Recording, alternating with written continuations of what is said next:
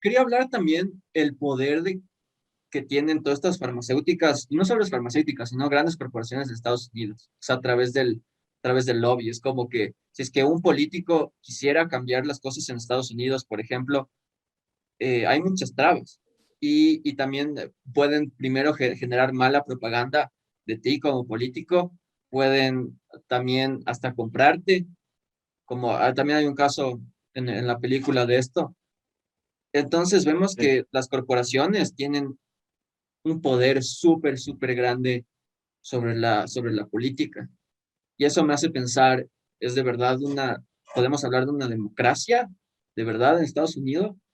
¿O qué tanto poder tienen élites, qué tanto poder tienen grupos económicos con gran influencia?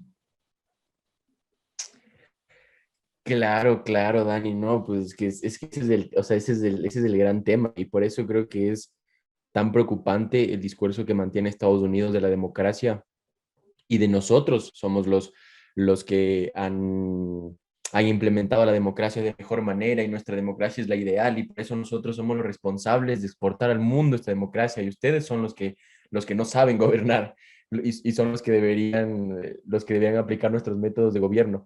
Y vemos que a la final, ajá, en estos ejemplos, existen varios, pero específicamente en este que tú has mencionado se ve como la democracia no, a la final no existe, no existe esa democracia pura, digamos. Porque ¿cuál es el tema que yo creo aquí? ¿Cuál es el tema que yo creo aquí fundamental? Que la democracia, no sé si ya dije esto no sé si ya dije esto en un podcast, pero la democracia supone, automáticamente supone que la persona sabe lo que quiere, que el ser humano es racional.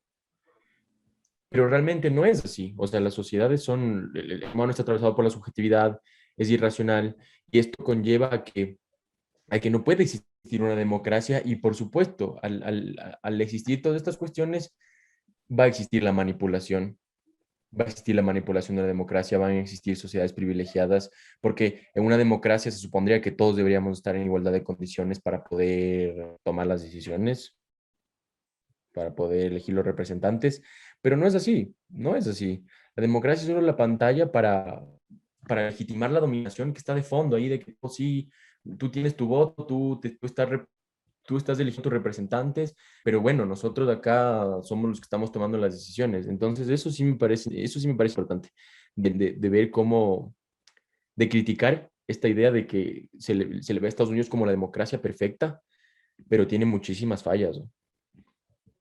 Claro. Y bueno, creo que podríamos hablar de democracia en solo un podcast, en un episodio, que da mucho de qué hablar.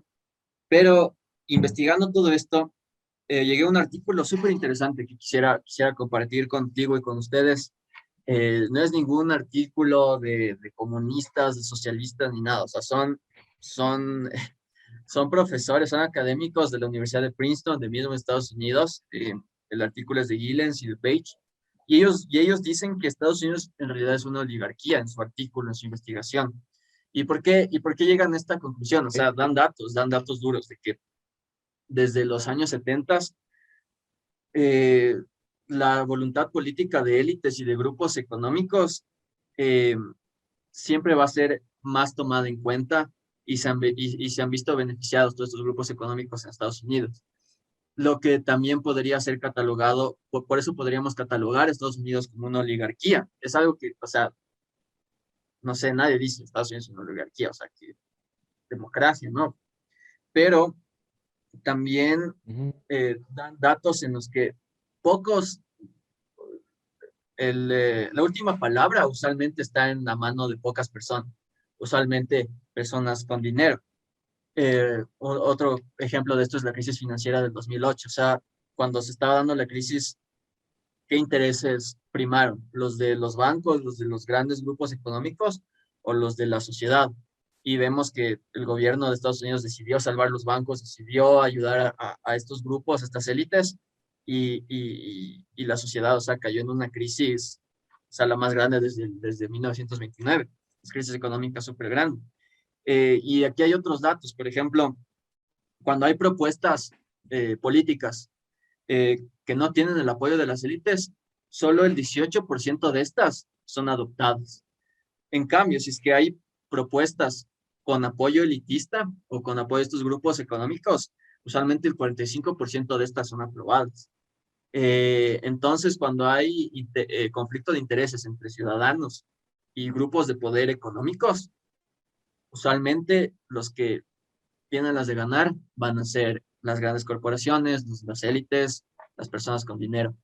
Me pareció una mirada interesante que nos habla mucho de eso y tampoco es que sea propaganda de un país de fuera, es algo que se hizo en una universidad de Estados Unidos y a partir de este tipo de datos. Entonces, léanlo.